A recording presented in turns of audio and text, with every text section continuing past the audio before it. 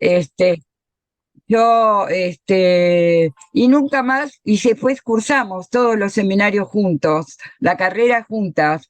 Nos hicimos muy amigas desde ese momento, nuestros hijos, vacacionamos juntas, viajamos juntas al exterior, estudiamos algún grupo de estudio.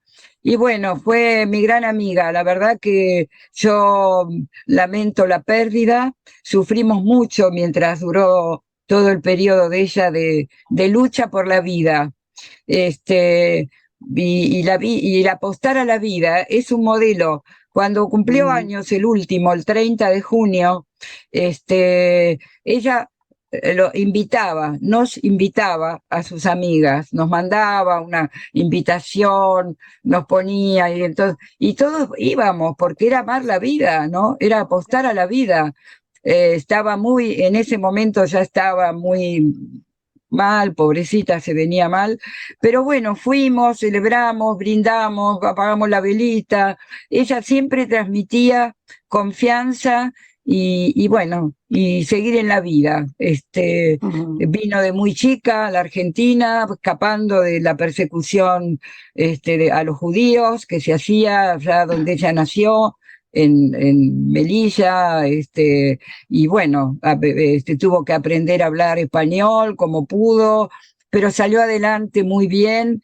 Tenía dos hijos, Carolina y Diego. Diego vive en Francia, como retomando un poco los caminos de la madre. Y bueno, muy buena persona, muy buena analista y muy dedicada al estudio. Gracias por dejarme decir unas palabras. La quiero mucho, ya siempre la quise, nos quisimos mucho siempre. Y les digo, fue un modelo de abrazar la vida y seguir adelante, ¿no? Bueno, nada más. Yo quería rescatar también que Carolina, la hija de ella y Carlos Trossman, es la que realizó el logo de Abdeva que está en el auditorio de Abdeva. Han Claro, trabajado mucho todos por Abdeva siempre. Muchas gracias, sí. Elsa, por tu semblanza. Yo desconocía mucho de todo eso. Sí, sí, fuimos muy amigas desde el principio que insisto, en la casita vieja, en el, antes de que se construyera el edificio, y de ahí nunca más, hicimos todos los seminarios juntos. Ella tuvo que empezar las 180 horas porque ya se venía analizando también hace rato, pero bueno, siempre lo hicimos con mucho cariño. El amor por Abeba lo tuvimos siempre. Bueno, gracias a todos y ahora cuando vos Gracias a quieras, vos, Elsa. Gracias a vos, no, por Elsa. favor. Sí. Cuando vos Gracias, quieras, Elsa. damos el minuto. Cuando vos quieras, Eliana, lo Muchas, hacemos. muchas gracias, Elsa, gracias, Oscar. Y me parece que después de estas palabras podríamos hacer un minuto de ¿Cómo silencio no? en homenaje Dale. a Rita.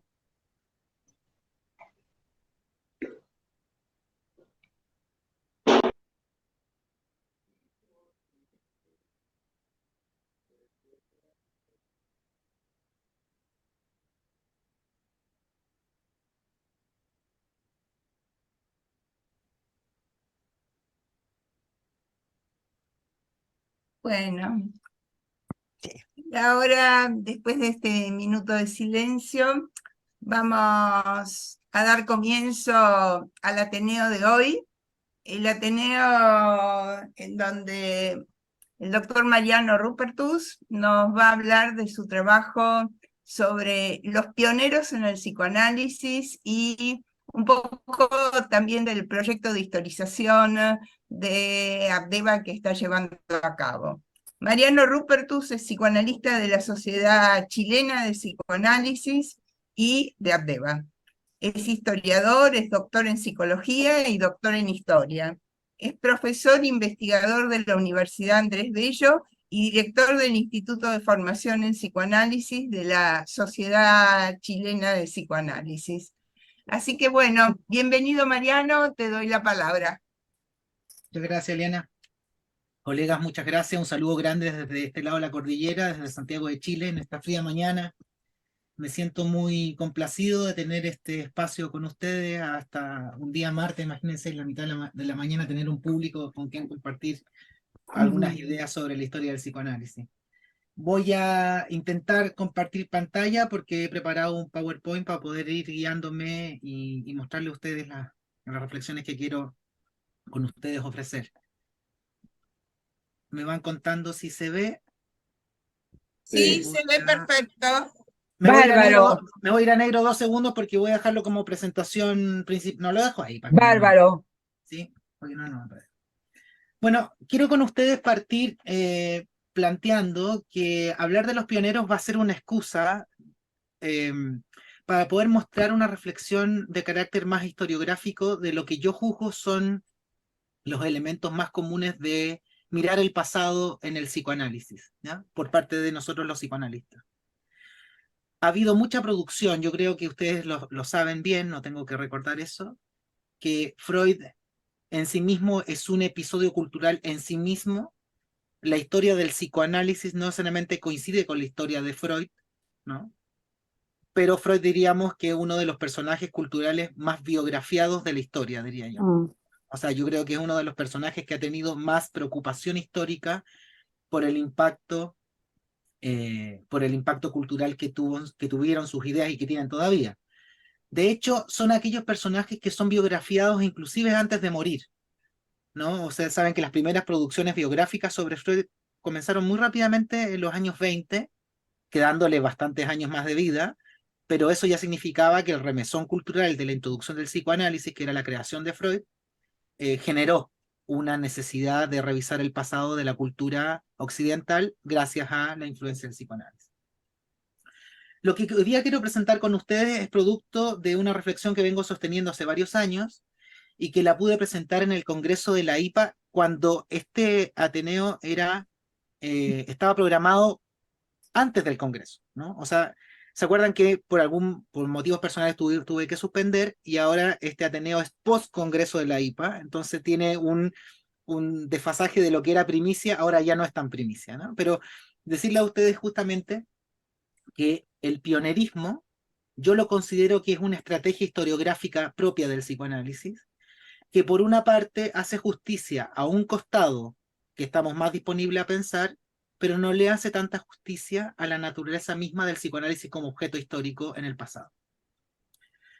Primero, ya lo decía Eliana, a quien agradezco también en su representación a la comisión directiva de Abdeva, a todos los colegas que están presentes hoy día, que siempre se han mostrado interesados y disponibles para poder apoyar la historización de nuestra institución, de Abdeva, porque nuestra institución en ese sentido tiene ciertas particularidades que ya voy a mencionar. Pero antes de irme hacia allá, quiero saludar a mis auspiciadores, por decirlo de alguna manera, que han sido las agencias científicas que han puesto dinero en este tipo de investigación, imagínense ustedes. Y en eso quiero nombrar a la Agencia Nacional de Investigación y Desarrollo de mi país, de Chile, donde yo he podido adjudicarme algunos proyectos de investigación que hablan justamente de la posibilidad de investigar procesos de psicologización de las sociedades occidentales. Piensen ustedes cómo el psicoanálisis que se creó en Viena llegó hasta Buenos Aires, llegó hasta Santiago de Chile y cambió la cultura. O sea, estamos hablando de un nivel de impacto cultural que es significativo, ¿no? No es solamente la importación de una técnica terapéutica específica. No estamos hablando solo del campo de la medicina, ¿no? Sino que estamos hablando de mucho más allá. Por otra parte está la grant de la IPA, que pudimos recibir a título también de Abdeva, una grant que habla justamente de el psicoanálisis en Buenos Aires como parte del patrimonio cultural. E insisto, ¿no? Yo cuando hablo de patrimonio cultural, ya lo voy a retomar más adelante, no coincide necesariamente con la historia de una institución psicoanalítica como la nuestra. Y lo mismo pasa con este proyecto de historización, que está al borde justamente de la utilización del concepto de pionero, que ya también lo voy a mencionar. Por lo tanto, a lo que yo me refería era justamente de Abdeva como una excusa, lo voy a decir, como un punto de inicio en la historia del psicoanálisis argentino, que tiene bastante dilatada la historia, y que nosotros por una parte tenemos una institución, que es una gran institución de la capital de Buenos Aires, que tiene la marca histórica de haber generado 2 presidentes de la Sociedad Internacional de Psicoanálisis de la IPA, miembros de de nuestra institución, Horacio Echegoyen y Virginia Ungar, y que justamente muestra la penetración del psicoanálisis en español en el mundo latinoamericano, ¿no? Hoy día el estatus al 2023, yo me atrevería a decir que no es lo mismo el psicoanálisis en Estados Unidos y en Inglaterra o en Francia, grandes capitales mundiales del psicoanálisis, versus el psicoanálisis en América Latina. Es una hipótesis que yo pretendo sostener con ustedes en algún minuto. Sin embargo, a pesar de ser grandes practicantes del psicoanálisis, pensemos el número de psicoanalistas en Brasil y en Argentina, especialmente, en comparación con otros países del mundo, estamos muy por sobre el promedio de lo que hoy día son los grupos psicoanalíticos, por ejemplo, en Nueva York, que eran grandes capitales, París, Londres. Sin embargo, el dominio epistemológico, podríamos decir, ¿no? El dominio del campo de la ciencia, de lo que se cita a nivel mundial, siguen siendo autores anglosajones o autores europeos, ¿no? Entonces nosotros quedamos a un nivel de ser grandes practicantes, y en algún minuto también hay autores nuestros, Horacio mismo, ¿no? Janine Puyé, por decir algunos, ¿no? Que tienen un reconocimiento internacional.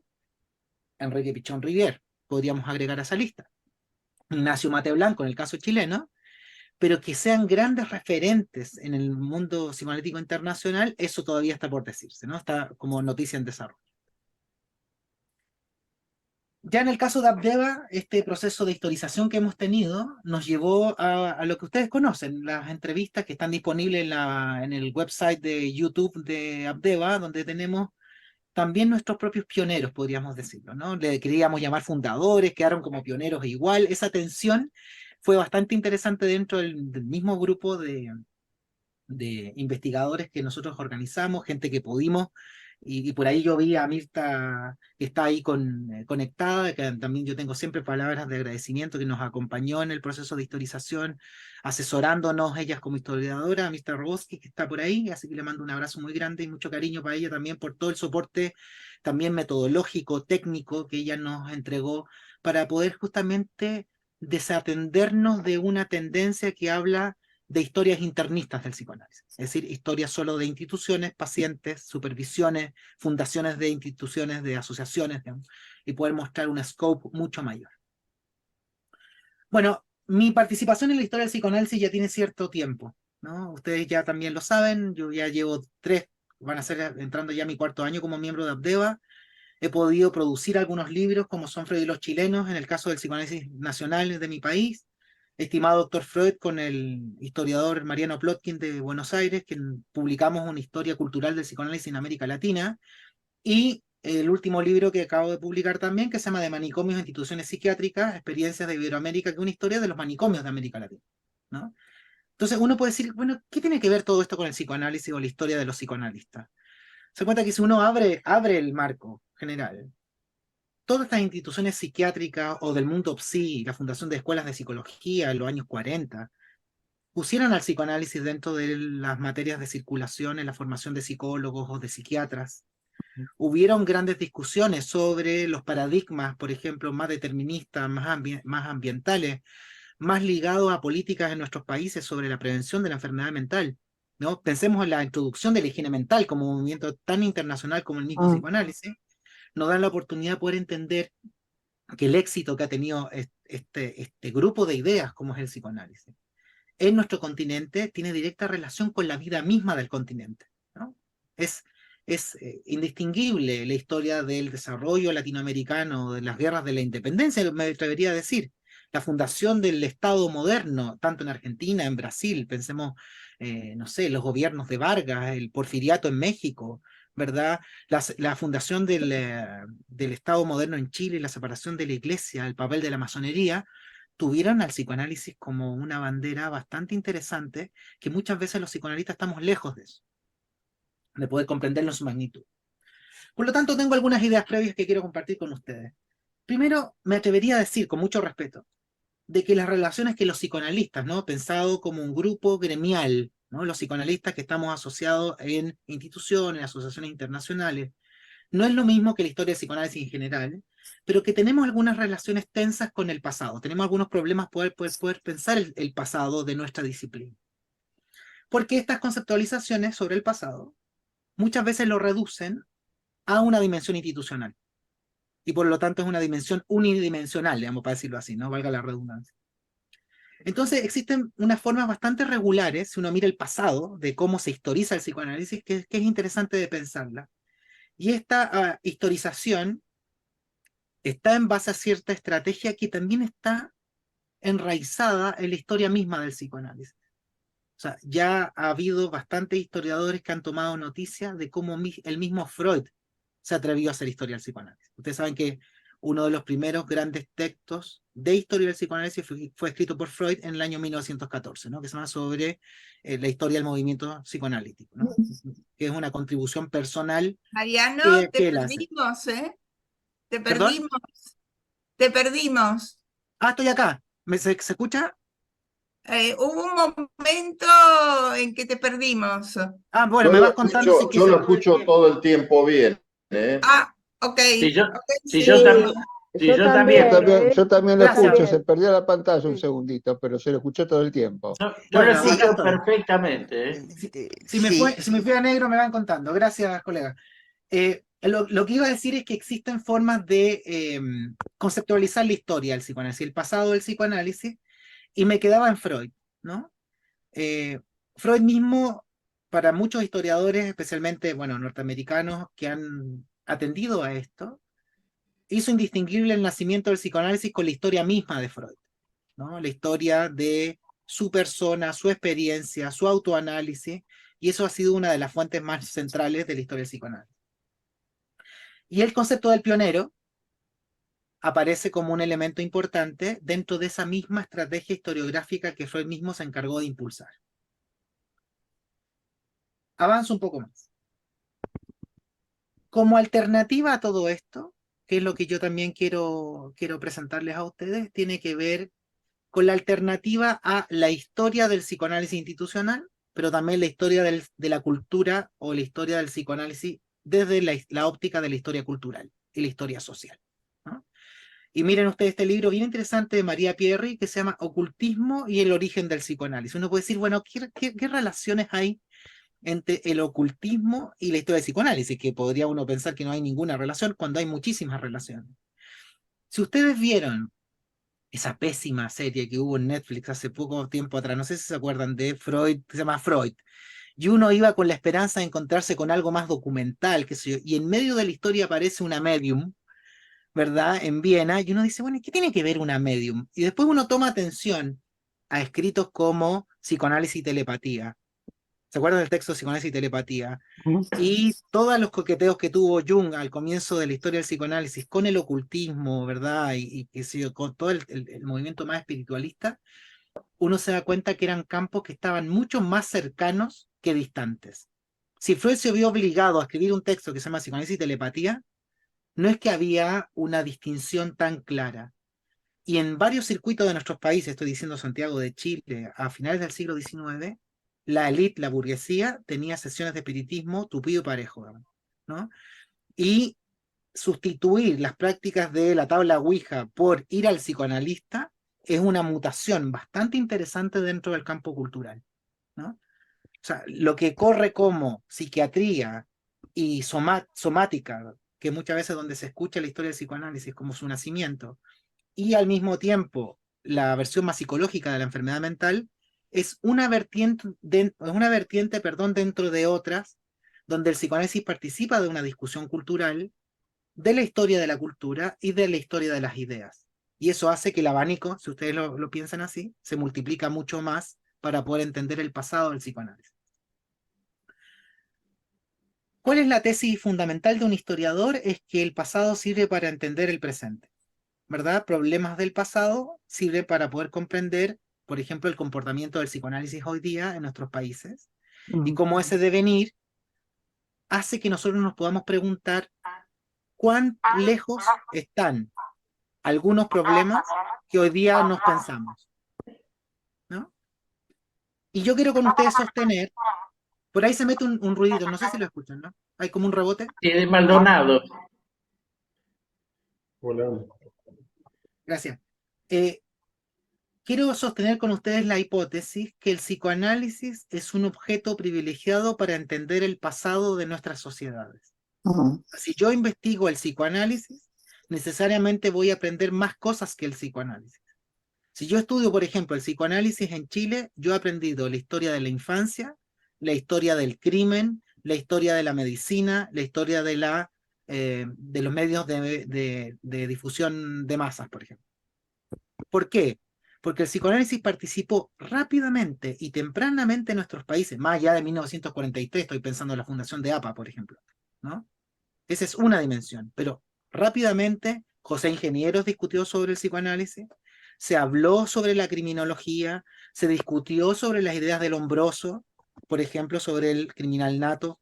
Hubieron algunas tensiones con respecto a las políticas de los niños de las calles y así, etc.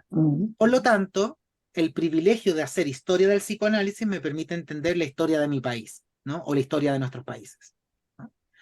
Todo esto apunta a justamente una tendencia que hoy día ustedes pueden ver que una de las revistas más interesantes que existen, que se llama Psychoanalysis and History, donde hoy día, por ejemplo, tienen un número dedicado a Carlo Ginzburg, que ustedes lo deben conocer a propósito de la microhistoria y el queso y los gusanos, como uno de los autores centrales en justamente entregarnos una metodología que va desde abajo hacia arriba, ¿no? Es decir, la historia de pequeñas historias que sirven para poder entender movimientos generales de ideas.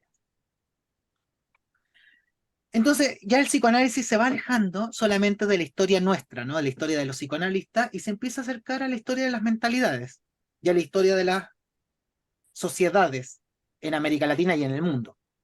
Y ahí es que nosotros con Mirta, con Carmen, con la gente de la comisión directiva y etcétera, en algún minuto también con Kachin Emilovsky, pensamos que Abdeva y el psicoanálisis en Buenos Aires puede ser entendido como parte de lo que se llama el patrimonio cultural inmaterial.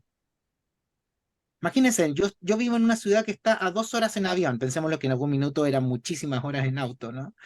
Pero 2 horas en avión, donde cuando yo voy a Buenos Aires, o iba a Buenos Aires en mis comienzos más jóvenes, hace 20 años atrás, y me sorprendía que el taxista sabía sobre el complejo de Edipo. Y me sorprendía que había libritos de Freud en los kioscos, digamos. Y yo vivía 2 horas donde eso no pasaba. Entonces, ¿qué condiciones de posibilidad hace que una cultura como la bonaerense permita que sus ciudadanos, no todos hayan pasado por el psicoanalista en el diván, pero todos puedan hablar del complejo de Edipo sin haberlo estudiado, ¿no? Es decir, cómo eso llegó a ser parte del lenguaje cotidiano o de las formas de poder entender el mundo.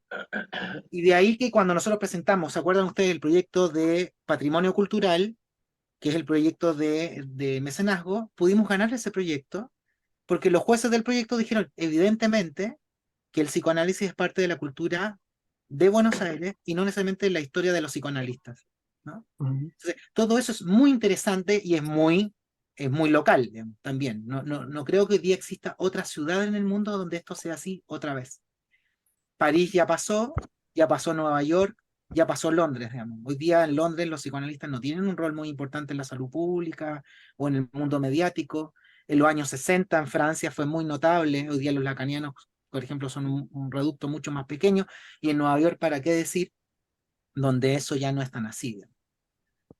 Entonces, con todo, perdón la autorreferencia, ¿no? De nuevo, publiqué un artículo muy pequeño, un ensayo en la revista de la Asociación Psicoanalítica de Santiago, que se llama Formarse como psicoanalista en América Latina, algunas consideraciones donde precisamente tomar conciencia de ese lugar estratégico en el cual nos encontramos como grandes practicantes del psicoanálisis, pero al mismo tiempo estar empapados de una atmósfera cultural donde el dominio de las ideas extranjeras, ¿no? Uno podría pensar el papel del colonialismo intelectual, que de los cuales nos afecta, es bastante interesante de pensar. Uno de los logros que vamos a tener prontamente es en enero. En enero de del año que viene, el de 24, va a haber una muestra en el Museo Freud de Londres que se llama Freud en América Latina, ¿no? Y que fue parte de la anterior, que se llama La historia del psicoanálisis en América Latina, donde vamos a poder exhibir, y digo vamos porque estoy en esa organización, con Mariano Plotkin, vamos a mostrar los intercambios tempranos que tuvo Freud con intelectuales de América Latina, brasileros, peruanos, chilenos, mucho antes de la fundación de cualquier sociedad local, ¿no? Por lo tanto, esos imaginarios cruzados son muy interesantes de pensarlo, es decir, cómo los de América Latina vieron a Freud y cómo Freud veía la periferia intelectual de su mundo más corriente.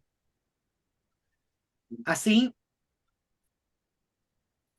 Y a propósito de los problemas que yo noto interesantes, quiero compartir con ustedes tres cosas que me parecen muy recurrentes, digamos, y muy interesantes también de nuevo.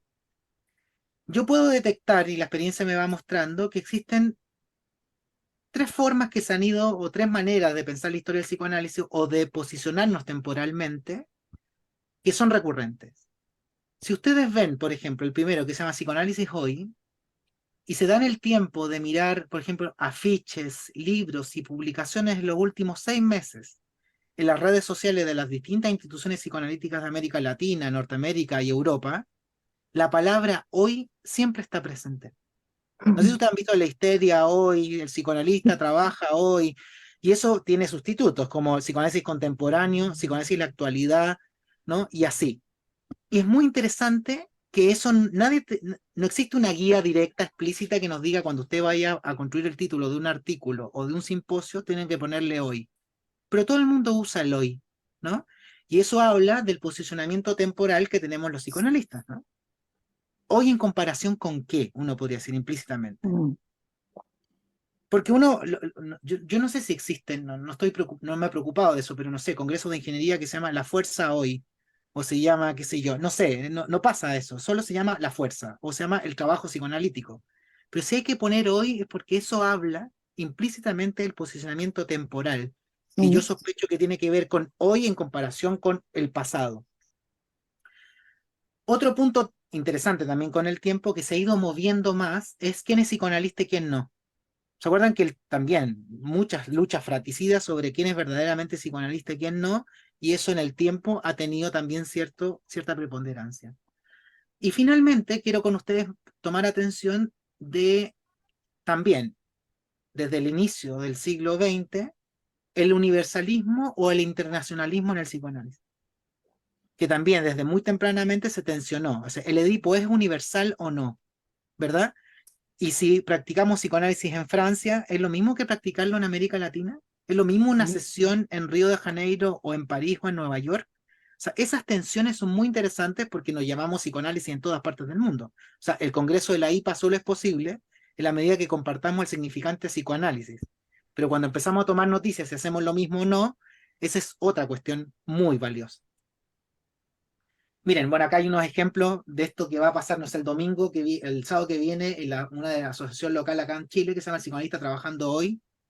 El libro de Sacha Nach, El Psicoanálisis de Hoy, ¿verdad? Y esos son libros de los años 50.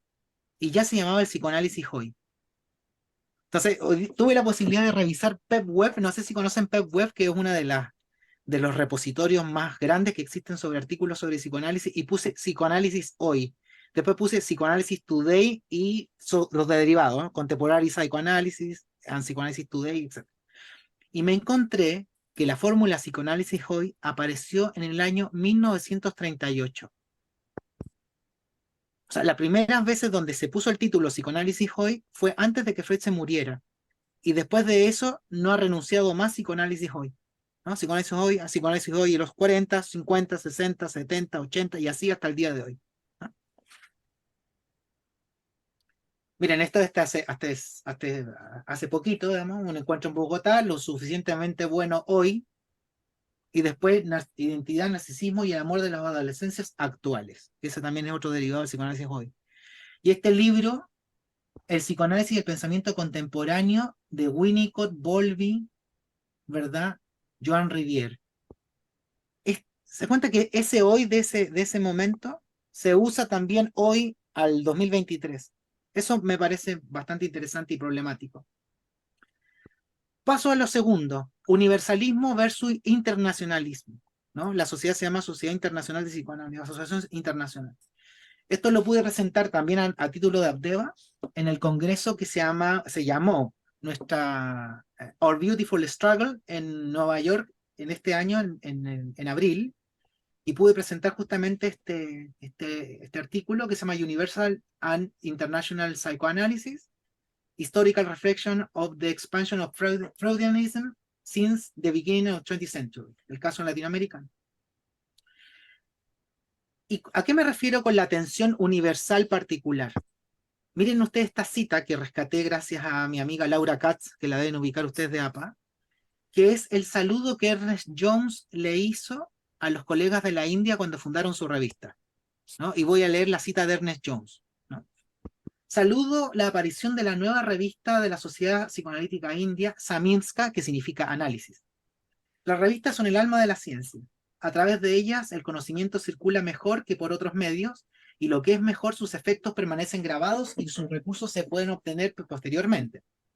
No debemos olvidar que la provincia de Bengalí fue la primera provincia donde el psicoanálisis floreció, y podemos esperar con confianza que esa nueva revista expanda el conocimiento y la práctica del psicoanálisis a otras partes de la India y que devenga una verdadera institución nacional, ¿no? ¿Se da cuenta? La institución psicoanalítica oficial, ¿no? Y después dice, nosotros creemos que la ciencia es internacional, más que cualquier otra actividad humana. Y acá se manda la frase que me parece notable. Dice, el psicoanálisis debe permanecer así a pesar de cualquier desarrollo local y asociaciones. Está especialmente preparado para permanecer así, puesto que se refiere esencialmente a los fundamentos de la mente que son comunes a toda la humanidad.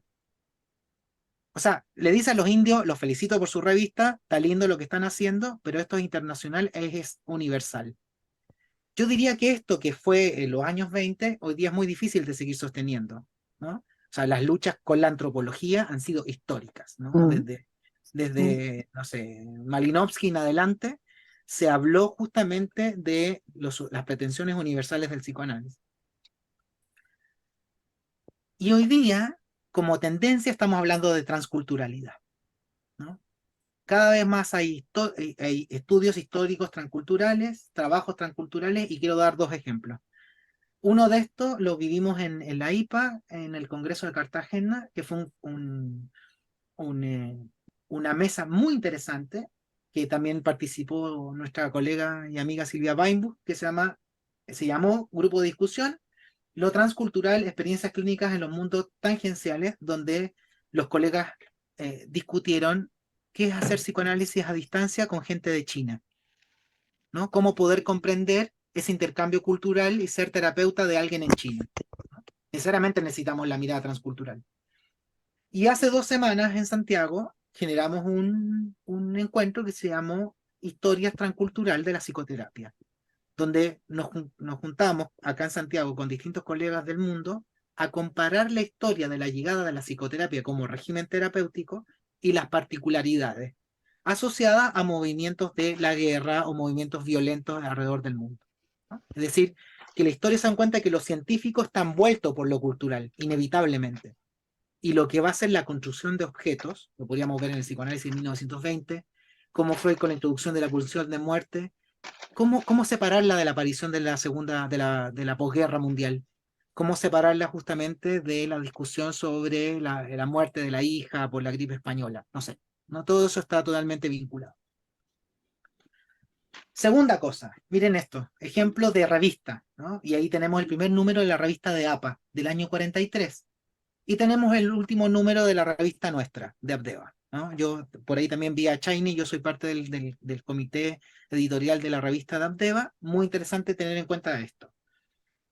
¿Qué dice Ernest Jones? Volvamos con Jones. Después de saludar y dar la bienvenida a la formación de la Asociación Psicoanalítica de Buenos Aires, le pone Buenos Aires cuando es Argentina, tengo el placer de felicitar a sus miembros por su nueva empresa y de enviarles mis mejores augurios por el éxito de la revista de psicoanálisis. Esta, la primera publicación periódica de habla castellana dedicada al psicoanálisis, marca el comienzo de una nueva era para el psicoanálisis de los países de habla castellana. El conocimiento del alemán, aún deseable, fue en otra época indispensable para los propósitos de vinculación internacional relacionados con nuestra labor, pero está cediendo su primer lugar al inglés, y es de esperar que la colaboración política creciente en los países de habla castellana e inglesa se acompañe de una correspondiente colaboración estrecha en nuestro trabajo científico. Si el psicoanálisis nació en alemán, acuérdense lo que debía haber sido ser psicoanalista en 1920, había que saber alemán. Luego, gracias a todo lo que sucedió con el exilio freudiano, había que saber inglés. Luego de eso, el psicoanálisis hace un giro también hacia el francés, ¿no? Acuérdense que todavía hay polémica sobre cuáles son los verdaderos seminarios de Lacan y cuáles están más fieles a lo que Lacan dijo. Y posteriormente, hoy día yo diría el psicoanálisis está en español, ¿no? El psicoanálisis hoy día, su gran producción teórica, Buenos Aires publica más libros de psicoanálisis que París, pero el impacto no es lo mismo. Y en esto miren ustedes, Clarivate es una página que muestra las revistas con mayor citación e impacto editorial en el mundo. Y uno pone psicoanálisis como criterio de búsqueda y evidentemente aparecen 7 revistas internacionales cuando ninguna es en español, ¿no? Sigue habiendo un dominio en ese sentido epistémico bastante interesante sobre las más citadas. Y con eso yo no diría que nuestro campo latinoamericano no tiene producciones que son muy interesantes de ser citadas. Pero nos quedamos con la barrera de la traducción y nos quedamos con la barrera de los grandes autores.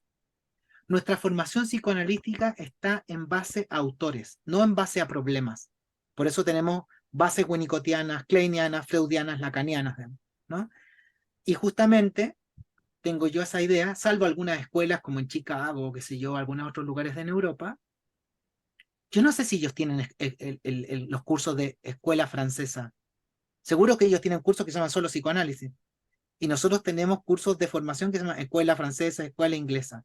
Yo he visto algunas partes del mundo escuela latinoamericana. Hay gente del extranjero que se forma así.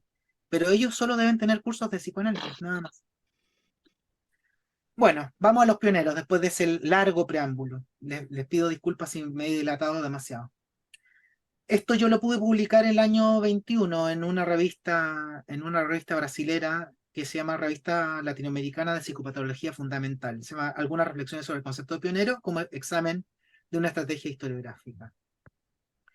El pionero es aquel que abre un mundo, es aquel que conquista un lugar donde no hay nada, digamos, ¿no? Y logra entablar una luz en una oscuridad que luego vendrá, como decía Jones, vendrá la verdad, la verdadera asociación psicoanalítica como una gran fundación, ¿no?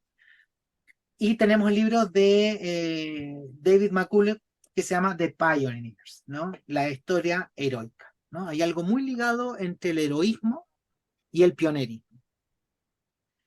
Con esto, el pionerismo también se ha cultivado históricamente dentro de nuestro movimiento psicoanalítico, y un ejemplo bastante interesante es el libro de Franz Alexander que se llama Psychoanalytic Pioneers, ¿no? Que se los recomiendo.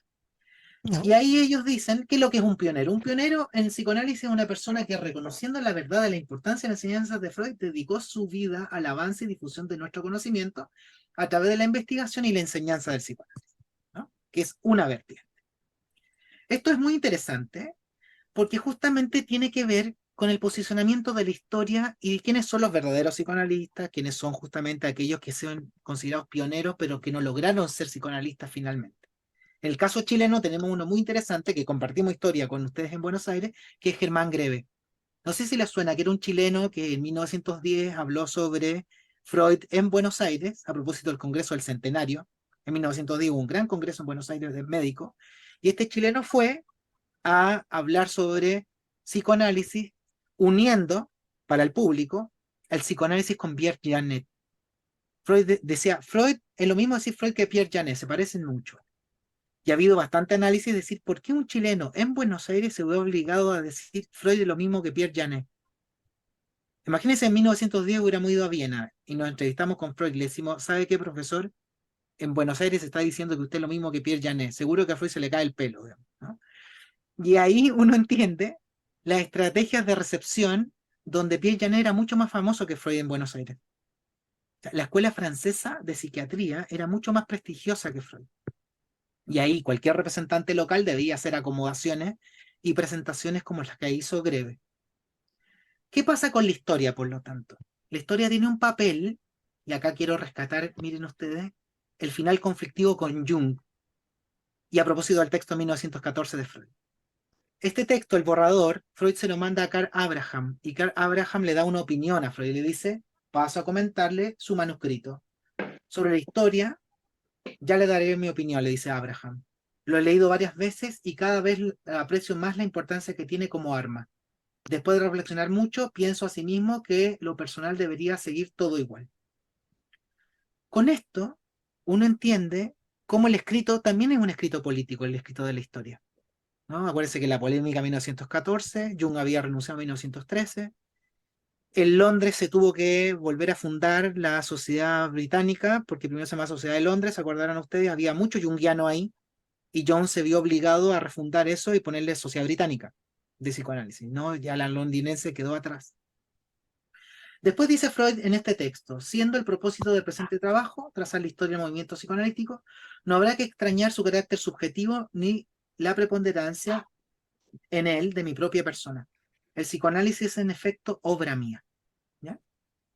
Eso también es muy interesante de pensar. Uno podría decir que el psicoanálisis es un producto solamente de la genialidad de Freud. Eso lo quiero dejar como pregunta porque lo quiero desarrollar más adelante. Lo que decía Jones en la carta a los indios, donde decía, espero que venga prontamente una sociedad psicoanalítica, es que en el tiempo hemos separado la historia oficial de la historia no oficial, ¿no? Es decir, un ejemplo, en mi país, en la historia de la APC, de la Asociación Psicoanalítica Chilena, en 1949, uno de los libros que se dedicó a la historia del psicoanálisis en Chile se llama 40 años de psicoanálisis en Chile, se publicó en los años 90, y la APC se fundó al final de los años 40. Por lo tanto, cuando es historia del psicoanálisis en Chile, 40 años, es la historia solo de la fundación de la APC. Para los que escribieron ese libro, antes de eso no había nada, supuestamente, no había psicoanálisis verdadero. Y dice esto, la primera parte de este libro está dedicada a los pioneros y a los fundadores del psicoanálisis. No resulta fácil una caracterización dado que no todos los mencionados se formaron oficialmente. Sin embargo, su trayectoria resulta inestimable para la consolidación de la sociedad psicoanalítica en el 49. ¿Se da cuenta? O sea, ahí está el marco temporal que los psicoanalistas cuando cuentan la historia tienen de cómo ven el psicoanálisis en el pasado. Las alternativas, por lo tanto, ya cuando digo empiezan a problematizarse, empiezan a multiplicarse, es poder entender de manera muy valiosa cómo el psicoanálisis ha circulado a través del mundo y qué tipo de recepciones, qué procesos generales ha habido de apropiación y acomodación para que el psicoanálisis sea quien es en distintas partes del mundo. Y eso hace redefinir al psicoanálisis como un conjunto de ideas y de creencias, diría yo, de carácter transnacional, como lo ha dicho colegas míos como Mariano Plotkin, a quien cito, ¿no? Es decir, el viaje de 1900 hasta Santiago y Buenos Aires fue sorprendentemente rápido. En una época donde no había ni YouTube, ni Instagram, ni Facebook, muy interesante. De ahí que hoy, piensen ustedes a propósito de la transculturalidad, la IPA se atrevió a llevar a cabo un diccionario que se llama Diccionario Interregional de Psicoanálisis, donde cada entrada obliga a agrupar a distintos psicoanalistas del mundo para que puedan trabajar dialogadamente y ponerse de acuerdo sobre las tonalidades que el término, por ejemplo, transferencia, tienen en Estados Unidos, en Europa y en América Latina. Esto incorpora la idea de transculturalidad, ¿no? Entonces, si Freud es el que creó el psicoanálisis, y acuérdense que la historia dice que él fue muy rechazado, él decía, yo al comienzo del psicoanálisis me fue muy mal porque el público no me aceptó, que es la historia de las teorías de la resistencia. De hecho, acuérdense que Freud era miembro de la Knight Brit, ¿se acuerda? Que era una especie de logia masónica judía. Si uno toma nota de la carta que él le escribe a su venerable maestro, es muy interesante, porque le dice, le quiero agradecer a usted, maestro, que ustedes fueron en mi primer público porque todo el mundo no me quería, ¿no? Como el mundo no me rechazó. Freud era judío en un ambiente antisemita, ¿no? Yo diría que uno de los más virulentos que había en Europa Central. No perteneció nunca al establishment médico Freud, ¿no? Alcanzó a ser profesor, podríamos ser private docent en la Universidad de Viena, pero nunca tuvo un título así como, no sé, Richard von Kraft-Ebing, no, que era otro austriaco. Además, los seguidores de Freud no eran todos destacados, para nosotros son muy importantes, pero en algún minuto no eran grandes médicos que estaban dentro del mundo médico. ¿Y cómo se pueden explicar ustedes entonces que un señor que genera una teoría que a los 20 años tiene distintos seguidores alrededor del mundo, después tiene una sociedad internacional que los aglutina y aparece desde los diarios, el cine y las revistas científicas? Eso nos hace pensar si acaso el psicoanálisis ha sido tan resistido. Uno habla más bien del éxito del psicoanálisis, ¿no? Y con esto quiero dar dos ejemplos. Lean el libro, muy interesante, colegas, que es de Lidia Martinelli y Andreas Mayer, que se llama Soñar con Freud, que habla justamente del periplo de la interpretación de los sueños, donde habla justamente del interés máximo que el psicoanálisis despertó. Y luego de eso tenemos otro, que es una historia que es el libro de Norman Perdón, Peale. Mariano, un minutito para pedir que cierren los micrófonos, por favor. Cierren los micrófonos, así podemos escucharlo a Mariano. Gracias. Gracias. Gracias, Aliana. Hay un libro de Norman Peale que se llama Reseñas sobre el trabajo de Freud, ¿no? Freud Without Hindsight. Donde si uno lee con detalle las reseñas que van de gente tan importante como Eugene Bleuler, hasta un sinnúmero de personeros del mundo de la psiquiatría, la psicología y el arte, todas muy elogiosas con Freud, muy elogiosas. Si bien hay resistencia, como dirían algunos historiadores, es inevitable que hayan resistencia, es inevitable que haya que tener muerte de algunas generaciones anteriores de representantes intelectuales para que los nuevos tomen fuerza, y justamente habría que pensar para nosotros cuánto de esto ha quedado dentro del movimiento psicoanalítico hoy. Hoy, insisto, ¿no? Es decir, cuánto de esto no nos permite dialogar con el mundo más interdisciplinar o con el mundo público, por ejemplo, ¿no? Porque nosotros estamos convencidos que el psicoanálisis es tan distinto que llega a ser extraterritorial. Voy a ir cerrando y con esto quiero retomar la idea de Freud como único creador del psicoanálisis. Miren, traté de hacer algo que no me resultó tanto, pero me resultó a medias, y esto quiero confesar. Usé el chat GPT para crear imágenes. No el chat GPT para que hiciera la presentación, ¿no, Juan? Entonces hice el chat GPT donde le di la instrucción, por favor, quiero que generes una foto, Freud caminando por la calle y que le caiga un piano. No me resultó que le cayera el piano, pero sí en medio está Freud caminando por la calle, ¿no? Y esa salió gracias al chat GPT. Imagínense ustedes que estamos en Viena, les digo, hagamos el ejercicio intelectual, así imaginativo, que estamos en Viena en 1885, o sea, en 95 Freud viene volviendo de París, caminando por Viena y le cae un piano en la cabeza. Y se muere Freud. ¿Hay psicoanálisis o no hay psicoanálisis? Uno podría decir, se hubiera cortado la posibilidad que nace algo, que quizá no se hubiera llamado psicoanálisis, pero Freud fue el autor exclusivo del psicoanálisis. Esa tesis muy interesante y quien la atenciona más es un historiador que en los años 70 publicó este libro, que se llamaba Henri Ellenberger, se llama El descubrimiento del inconsciente, donde existe una evolución que va desde el mesmerismo, pasando por la psiquiatría dinámica, pasando por Freud, pasando por Charcot, por Adler y por Jung. Para Ellenberger, Freud es un portavoz de ideas que venían gestándose hace mucho tiempo, ¿no? Piensen ustedes, por ejemplo, cuando se dice que Freud inventó la escucha para sus pacientes, que es cierto, ¿no?, en términos psicoanalíticos, pero también había otros movimientos psiquiátricos, por ejemplo, lo que eran los protopsiquiatras, que también escuchaban a sus pacientes de algún modo más subjetivo, ¿no? Los movimientos higiénico-mentales en algunos casos también compartían algunos de los principios que Freud después llevó a un extremo muy, muy, muy notable.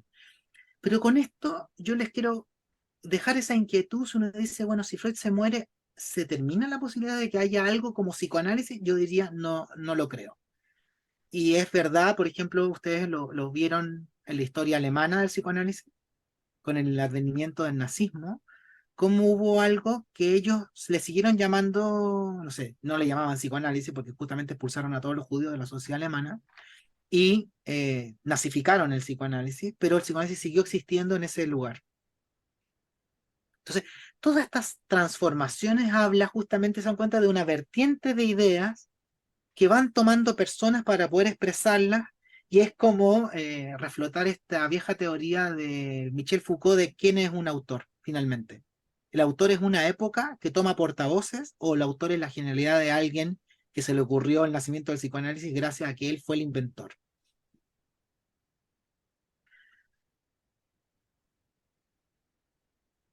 Todo esto que les he planteado lo pueden encontrar ustedes en dos libros, que son 2 libros y un artículo muy interesante de mi amigo Plotkin en nuestra revista de Abdeva, que se llama El psicoanálisis y sus historias, y en el libro de Frank Holloway, que es un clásico, que se llama El mito del héroe solitario, ¿no?, donde se critica fundamentalmente a Freud como aquel que promovió esta idea de que él es el único inventor del psicoanálisis, él fue el único inventor, y que al mismo tiempo estaba muy solo y nadie era muy receptivo con su trabajo. Muy interesantes estos dos libros. ¿No? Miren esto, si de tiempo se trata. Acá quiero dar algunos ejemplos latinoamericanos para ir cerrando. Si ustedes me preguntan a mí, ¿cuándo fue la primera mención a Freud en América Latina? Yo no me atrevería a decir es esta, pero sí esta es una de las más antiguas. 1885. Anales de la Universidad de Chile. Un estudio de un señor que se llamaba César Martínez, que se llama Contribución al estudio de la cocaína. Y ustedes pueden ver en este texto cómo justamente se habla de Freud, ¿no? Por ahí está, no alcanzo a verlo ahora, pero es justamente una reseña muy temprano del año 85, que no es el Freud psicoanalista, pero donde uno se da cuenta que desde Viena hasta Santiago de Chile había una ruta intelectual que es imposible de imaginar la velocidad, ¿no? Es decir, Uber Coca, que para nosotros nos parece, la buscamos en anagrama y se tradujo en los años 70, ya se leía en Santiago de Chile en el año 1885. Es una locura pensar en esto, ¿no? Pensarlo así, como lo veloz. Otro ejemplo interesante, no sé si conocen, ¿le suena a usted Honorio Delgado? Honorio Delgado era un gran psiquiatra peruano, yo diría el más importante de América Latina a comienzos del siglo XX, y muy cercano con Freud. Él tuvo una correspondencia de muchos años con Freud, y de hecho con Fernando Allende Navarro, que era un psicoanalista chileno, se ofrecieron a hacer la primera traducción al español de los textos de Freud, y Freud ya había hecho negocio con Biblioteca Nueva y con López Ballesteros, así que rechazó la oportunidad. Él muy joven fue muy adherente al psicoanálisis, ¿no? Y hoy día está prácticamente olvidado dentro de la historia del psicoanálisis en nuestro continente, ¿no? Honorio Delgado está por fuera de cualquier consideración que nosotros podamos hacer, porque él después se convirtió en un crítico del psicoanálisis justamente en los años 30. La persona que está en el medio se le conoce popularmente como el Pinel brasilero, ¿no? Y este médico lo que hizo justamente era importar el psicoanálisis. Se me va su nombre ahora, imagínense.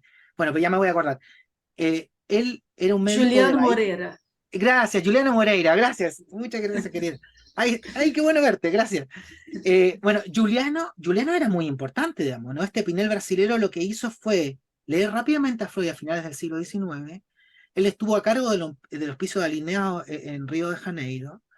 Él generó una sala de urgencia psicoanalítica en ese hospital, Juliano, y citaba la interpretación de los sueños en sus cursos en el siglo, o sea, a comienzos del siglo XX, ¿no? Fue también adherente a la higiene mental y estableció la idea de prevención de las enfermedades mentales mucho antes, insisto, de cualquier fundación de la sociedad psicoanalítica. Tenemos los textos de Honorio Delgado. Delgado fue el fundador de la revista, ¿se acuerdan de esa revista antigua que se llama Psiquiatría, Revista de Psiquiatría y Disciplinas Conexas? Que se publicó en Lima, hubo una homónima en Santiago, y ahí publicaba la gente muy importante. Y Freud decía, esa es nuestra historia, esa es nuestra revista en América Latina, la de Honorio Delgado. Y hasta que Honorio Delgado pues se separó del psicoanálisis, y bueno, como insisto, se fue perdiendo la historia de Honorio y quedó lejos de nuestras consideraciones. Esto es loquísimo, insisto, de vuelta. El psicoanálisis y la cultura psicoanalítica. ¿Cómo el psicoanálisis empapa la vida cotidiana? Hay una revista que yo detecté gracias a Nathan Hale. Nathan Hale es un historiador del psicoanálisis de Estados Unidos, que se llama The Occult Digest, ¿no? Que es una revista de espiritismo norteamericana. Y en esta revista tiene este anuncio. Afirmémonos todos, digamos, porque es muy interesante, una revista de hipnotismo. En el año 25 decía lo siguiente: Colegio Americano de Psicoanálisis, constituida conforme a las leyes del estado de Illinois como institución educativa sin fines de lucro. Un curso de estudio profesional que conduce al grado de doctor en psicoanálisis. Una profesión digna y bien remunerada.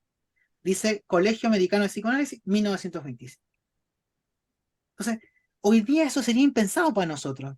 Pero se dan cuenta que los campos intelectuales estaban más cruzados en el pasado de lo que nosotros pensamos. E implicaban muchos más intercambios muy interesantes de analizar, y que hoy día yo diría que tampoco estamos tan lejos de eso, y lo voy a pasar a decir ya al final. La revista American Imago, yo creo que la conocen, fundada por Freud en Estados Unidos, hizo un call for papers que se llama Psychoanalysis and Comic, ¿no? Yo postulé un artículo para ver si es que me pescan los gringos y me dan bola, digamos, sobre la historia del psicoanálisis en los cómics. ¿Se acuerdan Condorito? Condorito, que era una gran revista que nació en Chile. Condorito tiene muchos chistes donde Condorito o es paciente del psicoanalista o Condorito es psicoanalista. Y de nuevo, yo insisto, ¿qué obligación hay que el dibujante, que no es de nuestra sociedad, ninguno de nosotros hace cartoons, pero necesita poner el setting del psicoanalista como parte de ese mapa cultural para hablar de salud mental, ¿verdad? Y el libro de Cherry Tarpley, que se llama Psychoanalysis and Politics, o la historia del psicoanálisis en Francia, dice cómo alguien que nunca fue al psicoanalista habla en términos psicoanalíticos. Y ahí está la idea de la cultura psicoanalítica de los países. Un ejemplo chileno que quiero dar. 1936. La Sociedad Psicoanalítica Chilena se fundó en el año 49, o sea, casi 10 años antes. Existe una diferencia notable entre ser psicoanalista y ser freudiano. En América Latina había muchos freudianos, que no eran ni médicos, sino que eran políticos, profesores, criminólogos, abogados. Y este autor, Joaquín Edwards Bello, un gran periodista, un gran escritor chileno, en el diario La Nación, en el 36, tiene una columna que se llama, 34, perdón, que se llama Los Freudianos. La voy a pasar a leer. Hace pocos días pasaba por la Alameda, la gran avenida nuestra, y vi salir de la universidad un tumulto. La universidad que está ahí, esa es la Universidad de Chile, que ustedes la pueden ver. Más bien dicho, vi en las puertas un tumulto que se esparcía, constaba de niñas, de jóvenes, de damas de todas clases sociales, dominando la clase media. No pude resistir la curiosidad y le pregunté a uno de los salientes qué cosa era, y me dijo que se trataba de una conferencia sobre psicoanálisis. Ah, muy bien, y seguí caminando solo por el ancho paseo. O sea, en el año 34 alguien va saliendo, un tumulto de gente de la Universidad de Chile, y este autor le dice, ¿y usted de dónde viene? De una conferencia de psicoanálisis en Chile en el año 34. Por lo tanto, el pionerismo sigue hoy como una tendencia fundamental para referir al psicoanálisis en el pasado. Y un ejemplo de esto muy reciente, por ejemplo, el libro que se llama Pioneros, que se publicó hace poco gracias al trabajo interesante de los analistas de formación de la APA, ¿no? Vi por ahí que estaba Cristian, uno de los autores. Hace poco APA, gracias a la celebración de los 80 años, tenía la historia de nuestros pioneros en el psicoanálisis y tenían su pionero al mes, digamos, donde fueron destacando quiénes eran los que supuestamente habían traído el psicoanálisis a nuestros países. Tenemos el libro de Ana Bloch, Los pioneros del psicoanálisis en la niñez en Argentina, y este libro de Beatriz Marcan, que se llama Los pioneros del psicoanálisis del niño. Entonces, se dan cuenta que uno, por ejemplo, ¿dónde pone a Telma Reca dentro de la historia del psicoanálisis de niños en América Latina? ¿Dónde uno sitúa, por ejemplo, la historia de las políticas en Chile de la infancia y tenemos un juez psicoanalista que era masón, grado 33, y que él decía que era psicoanalista? Todo eso para nuestros oídos no ha llegado todavía, porque hay una barrera epistémica que dice que la historia del psicoanálisis es la historia o de Freud o de nuestras asociaciones. Por eso digo que no hace justicia con la amplitud rica que tiene el psicoanálisis como objeto para entender el pasado. Entonces, algunas cosas que a mí me parecen recomendaciones, para mí, estas me las doy a mí mismo. ¿Cómo mirar el pasado? Con menos etnocentrismo. Si la historia del historiador, el trabajo del historiador es ir al pasado y encontrarse con gente que habla en español, si yo me encontrara con el mismo Germán Greve o con José Ingeniero, seguramente nos vamos a poder entender, pero seguramente tendríamos concepciones del mundo muy distintas a él, no demoraríamos un tiempo en poder dialogar. Si yo miro el pasado y yo creo que el psicoanálisis es ser parte de Abdeva, y me encuentro con José Ingeniero o con cualquier otro, voy a decir que eso no es psicoanálisis.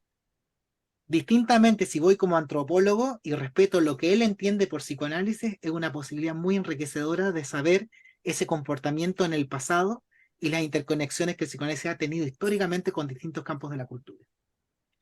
El presentismo es otra cosa, por lo tanto el anacronismo, o sea, pensar al pasado con las categorías del presente, es otra precaución. Al mismo tiempo el infantilismo mirar a la gente del pasado como inocentes que no entendían y no tenían los 25 tomos que tenemos nosotros para poder entender bien a Freud, ¿no? Yo me encontré con gente que decía Freud era lo mismo que Wundt. Yo decía, pero ¿qué tiene que ver Wundt con Freud, digamos, y toda la psicología experimental? Bueno, no es tan loco pensarlo si uno considera los trabajos de Jung del experimento de asociación de palabras. Si uno piensa, ¿se acuerdan ustedes del experimento de reacción a los complejos inconscientes que aparece en la película El método peligroso? Uno entiende que el psicoanálisis al comienzo también tuvo cierta parentela con lo que se investigaba como efectos inconscientes. Y eso implicaría respetar la visión nativa. He llegado tan lejos en esto que he podido rescatar las lecturas que los anarquistas, socialistas y comunistas en Chile, en el periodo 1920-1950, tuvieron sobre psicología de las masas y análisis del yo. O sea, se había que resistir el capitalismo, decían ellos, compañeros, hay que hacer una contrahipnosis.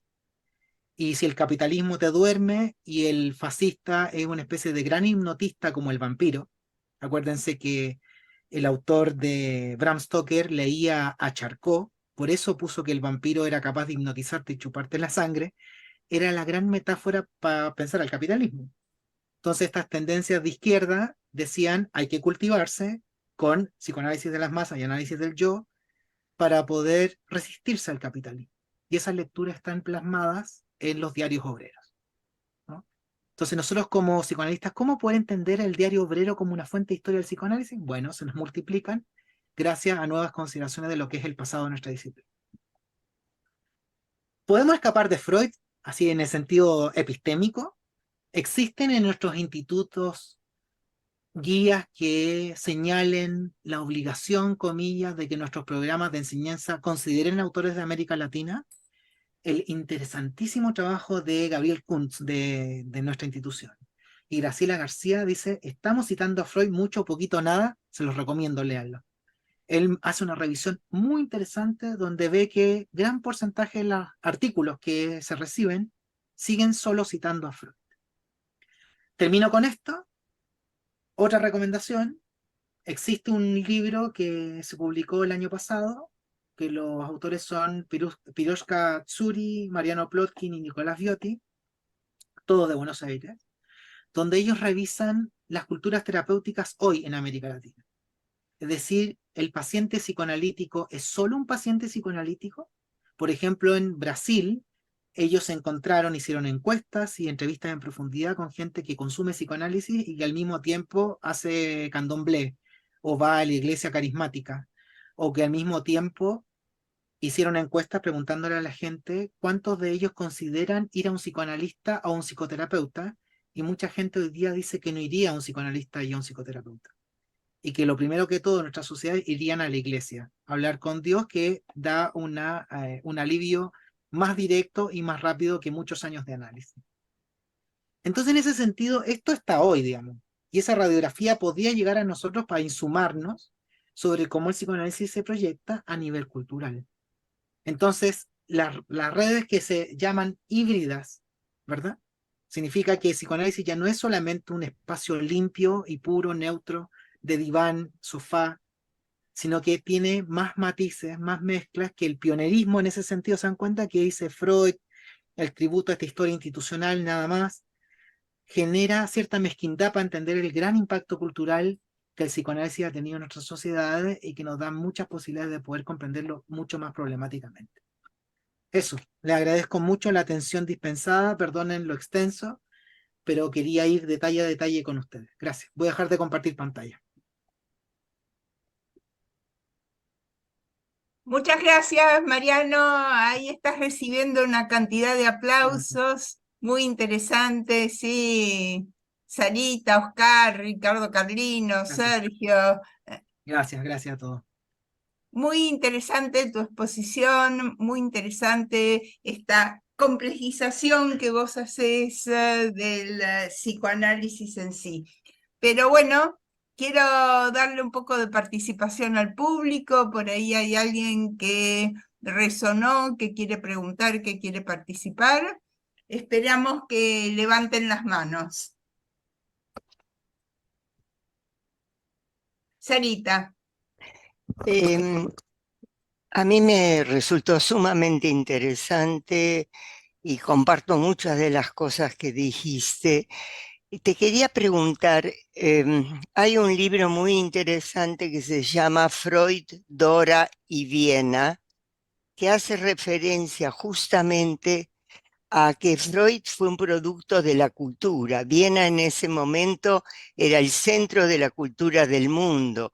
Los mejores médicos, los mejores compositores, los mejores ejecutantes, los mejores en todo. Es decir, que Freud, ya desde el comienzo, aún de Freud, era el resultado de una situación general. Ahora, hay una pregunta que cuando Menem fue presidente, se reunió con líderes de distintas sociedades, incluida de Abdeva, y preguntó una cosa que parece obvia, y a lo mejor vos nos ayudás a entenderlo más.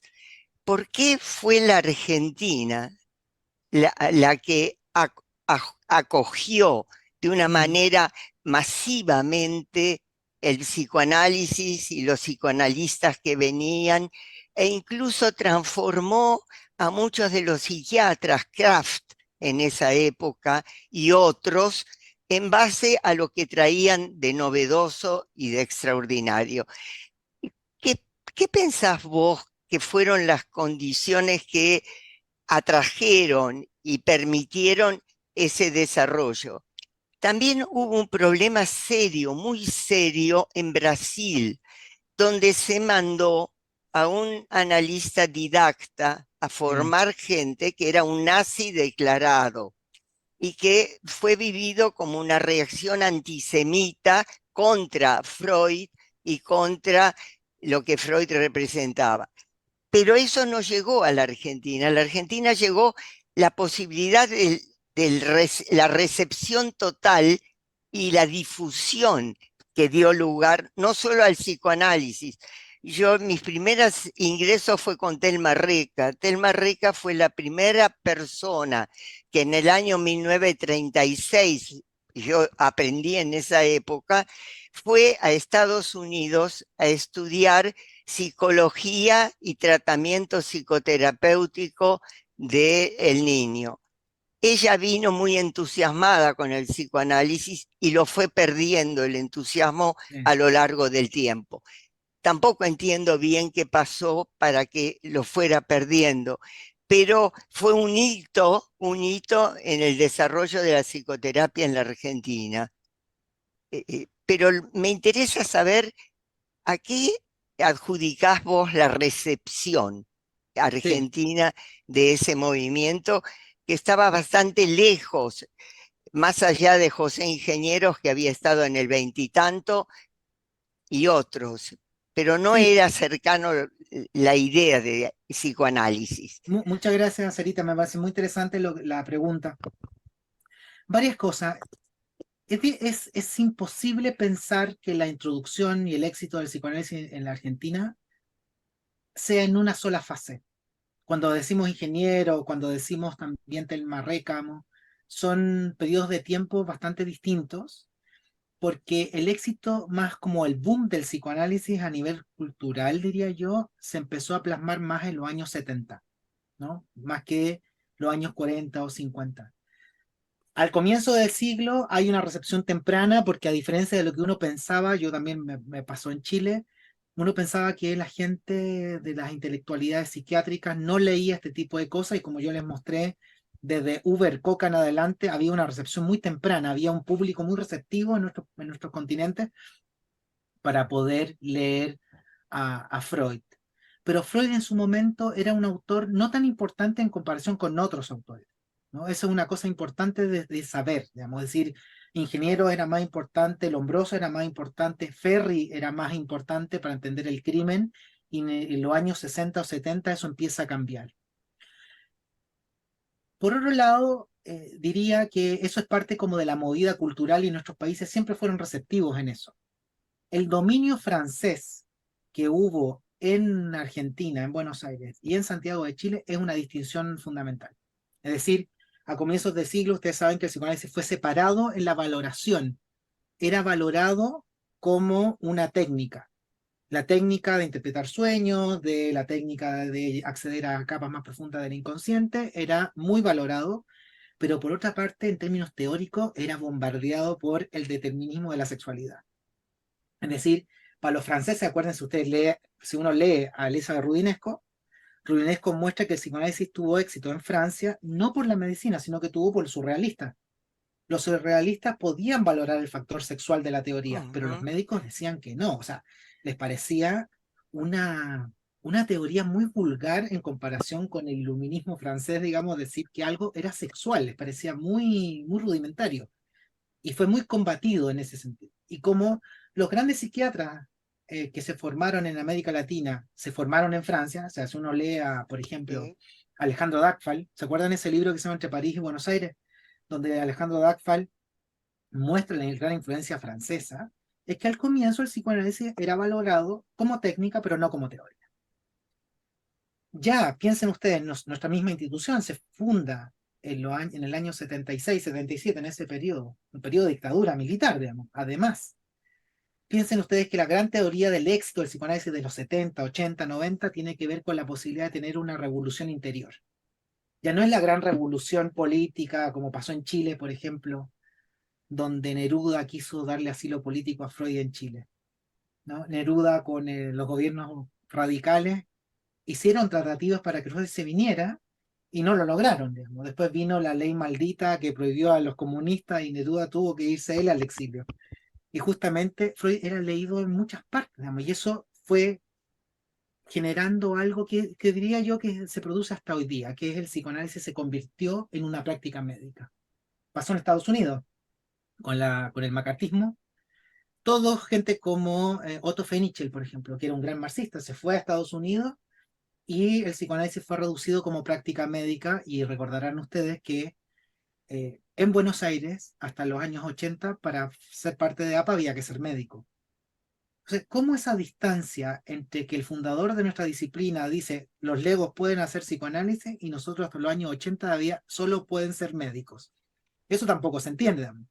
Entonces, ahí uno puede saber cómo el psicoanálisis se reveló frente a eso, plataforma, documento, politización del psicoanálisis, gente tan importante como Mary Langer en Argentina, a diferencia de lo que tú decías sobre el nazi que fue a hacer análisis de a Río de Janeiro, y acuérdense Río de Janeiro, el caso de Cavernita, ¿no? El caso de Amílcar Lobo, que era un torturador y que era analista en formación.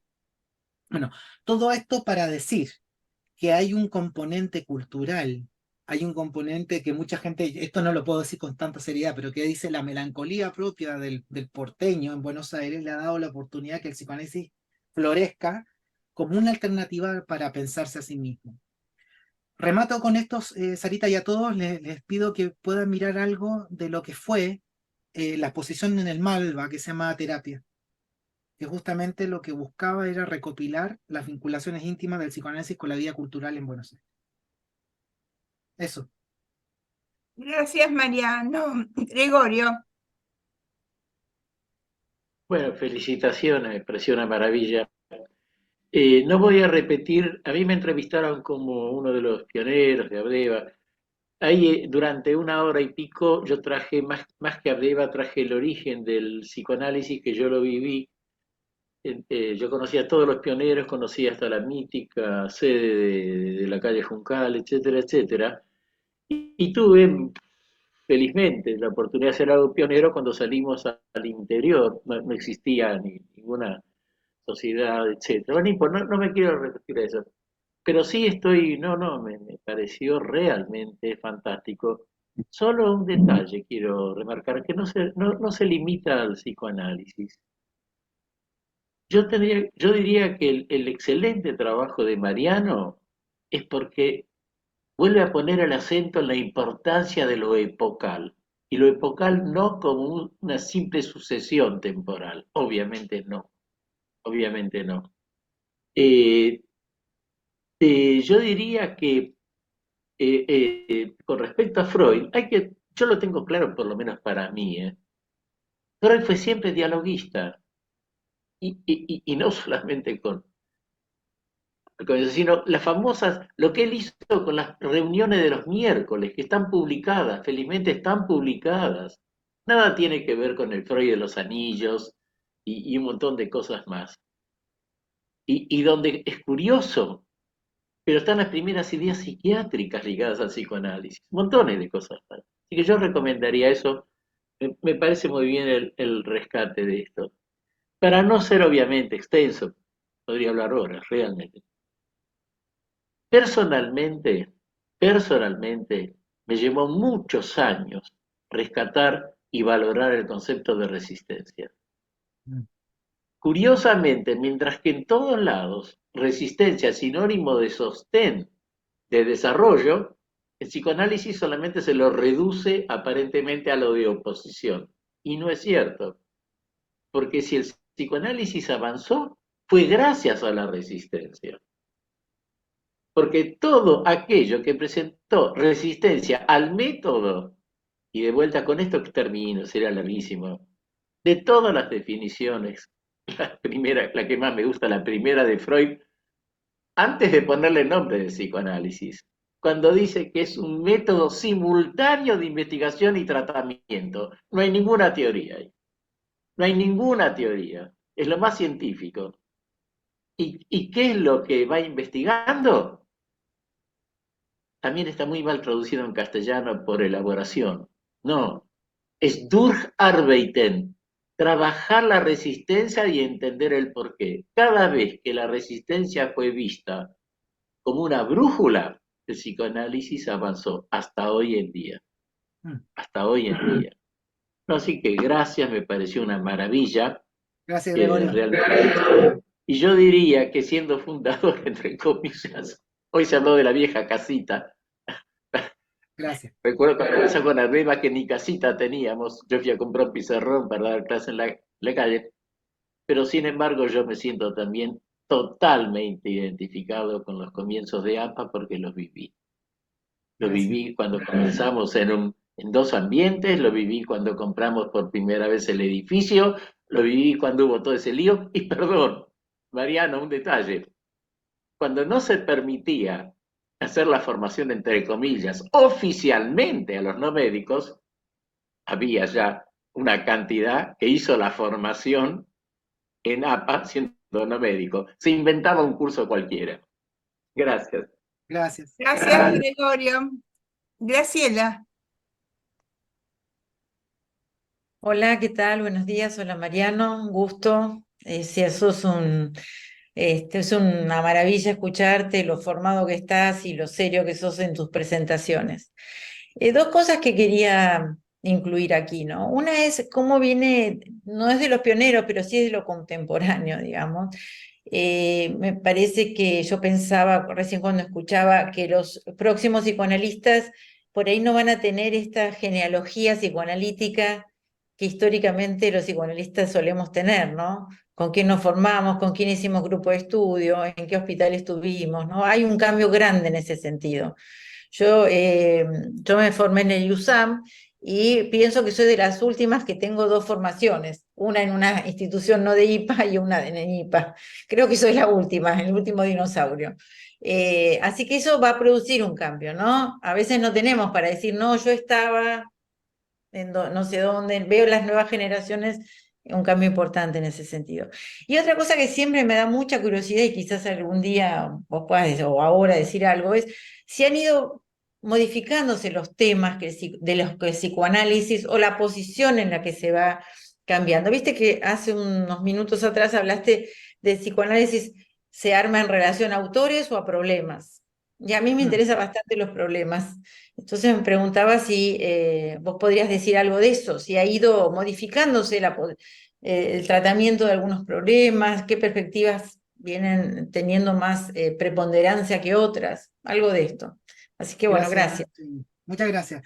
Bueno, a ver, son varias cosas. Yo pensaba, y quiero tomar la excusa de lo que hemos trabajado nosotros en la revista. Si uno se toma más o menos en serio este tipo de ideas o este tipo como de reflexiones que ustedes también tienen sintonía, Esto podría tener alguna incidencia en la forma en que nuestra asociación, por ejemplo, desarrolla la ciencia, ¿no? Desarrolla la investigación psicoanalítica. O sea, lo que tú llamas como lo que sería la construcción de objetos y problemas. O sea, ¿qué cosas son las problemáticas dentro de los psicoanalistas? Es muy interesante ver cómo en el tiempo quizás los problemas no se han modificado demasiado, o puede ser que sí se modifiquen.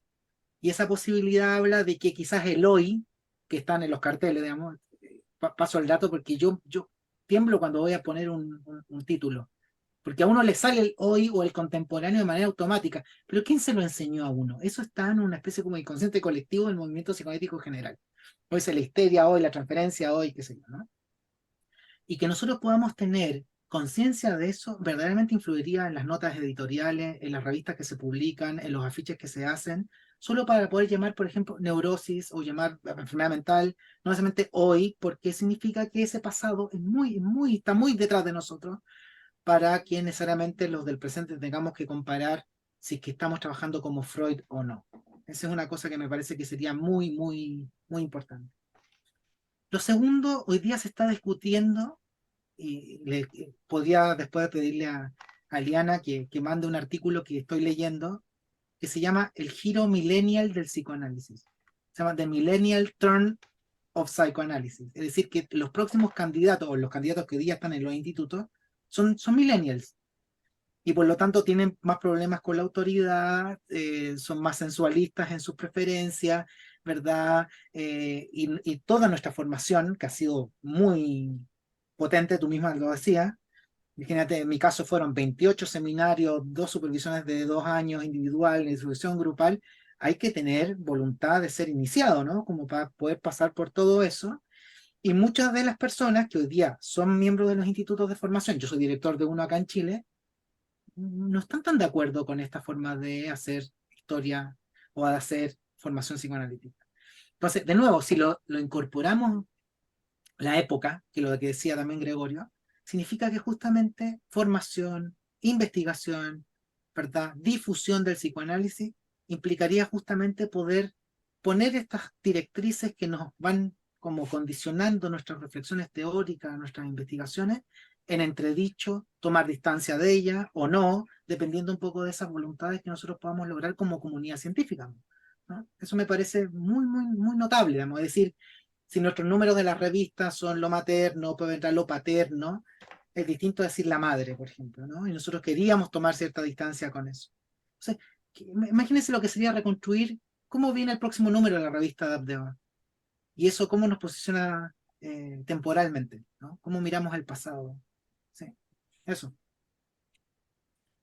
Gracias, Mariano. Mirta.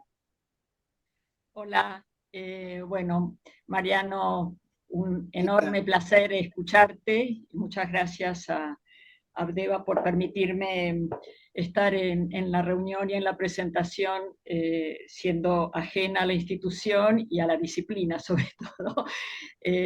Yo vengo del campo de la historia y he tenido realmente el enorme placer, honor de poder participar y acercarme a Abdeva a través del proyecto de historización y de reconocer el valor enorme que tiene para una institución su propia historia, animarse a ver su propio pasado, las fracturas, los avances, la inserción, el contexto, las disputas, en fin, todo lo que los logros, las luces y las sombras que siempre tienen las instituciones y las prácticas institucionales, con lo cual esto también me ha permitido conocer a Mariano y realmente lo conservo como un capital personal enorme.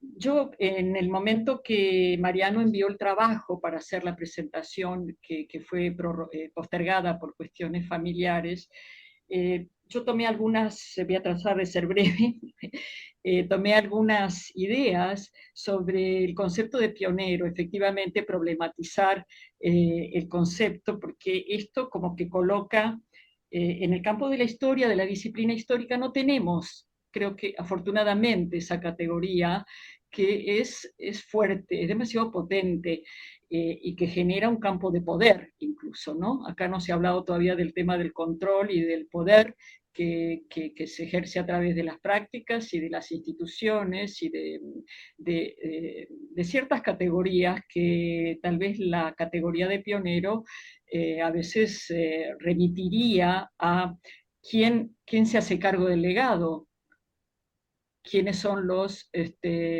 intérpretes, quiénes están autorizados, los problemas de la legalidad y la legitimidad, sobre todo, de los pioneros, de los considerados pioneros. Insisto que en el campo de la historia, de la disciplina histórica, afortunadamente creo, según mi modesta opinión, no existe esa, por supuesto hay relevantes, enormes historiadores e historiadoras que han planteado y han abierto líneas de investigación, de más está decir. Hago un pequeño paréntesis, ya que mencionaste a Carlo Ginzburg, tenemos el enorme placer de tenerlo en estos días en Argentina, en Buenos Aires.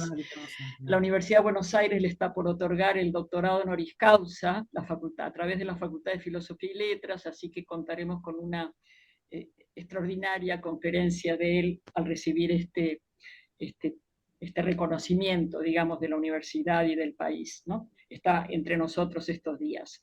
Entonces, volviendo a la categoría de pionero y de la figura, obviamente, de Freud en este contexto, y de problematizar esta categoría, y ya que mencionaste el tema de los usos del pasado, si se sigue, es decir, digamos, ¿por qué se sigue utilizando? Es decir, ¿cuáles son esos usos del pasado? Si conviene al presente, si les conviene a las instituciones o a los propios psicoanalistas, digamos, a quienes están dentro del campo y de la práctica profesional, seguir utilizando o reconociendo en ellos un lugar, o sea, si la categoría sigue, si no es anacrónica en algún punto, digamos, ¿no? Porque, insisto, dentro de eso, entonces, ¿quién se hace cargo del legado, ¿no? ¿Quiénes serían siendo los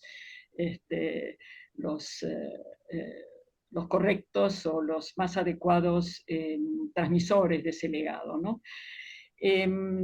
Por otro lado, hablaste de colonización. En el campo de la historia estamos, afortunadamente, por lo que yo veo en los debates, tanto teóricos como a mí me interesa mucho el tema del patrimonio y veo cómo se están problematizando los guiones y las narrativas que están presentes en las historias locales y en las historias globales, digamos, que se expresan en la literatura de la historia, en las interpretaciones y en los museos. Entonces, ¿de qué manera observás que dentro de la disciplina y dentro de las instituciones este tema de la decolonización, del necesario problematizar, digamos, hasta qué punto, no solamente en los lenguajes, en las traducciones, en la presencia de América Latina, de la llamada América Latina, que también es un concepto que se está problematizando, el psicoanálisis o las instituciones o la figura de los pioneros de alguna manera se hace cargo de lo presente, que habla de una deconstrucción y una transcursión. Veamos todo lo que has mencionado, ¿no? Si hay signos más o menos auspiciosos en ese sentido. Por último, digamos, hay muchas cosas que me suscitó tu presentación y la lectura del trabajo, que es el presente, es decir, muchas veces el pasado, uno le hace preguntas y hace uso del pasado, buscando tal vez respuestas para el presente. Creo que el presente, incluso en el campo de la historia, se ha definido una temporalidad de los historiadores que llaman historiadores de la historia reciente. Es decir, veo como si en la historización del psicoanálisis no hubiera temporalidades específicas, sino hay como un campus, así como un continuum. En otras disciplinas hay otro tipo de recortes, y eso ha sido útil en un punto, ¿no? A lo que voy es que, ¿de qué manera las problemáticas presentes, lo que ha surgido, han interpelado el campo de la práctica, pero también de la propia historización de la disciplina? Me refiero a qué sé yo, desde la inteligencia artificial, desde los problemas de género, de las identidades, de ciertas categorías que estamos como en un mundo y todas las disciplinas están como problematizándose, ¿no? Están siendo muy interpeladas. Entonces, nuevamente, este diálogo entre presente y pasado y sostener, decir, de qué manera ves que no solo la categoría de pionero, sino otras, e incluso la temporalidad y la propia historización de la disciplina puede estar auspiciosamente revisada, vamos a decir así.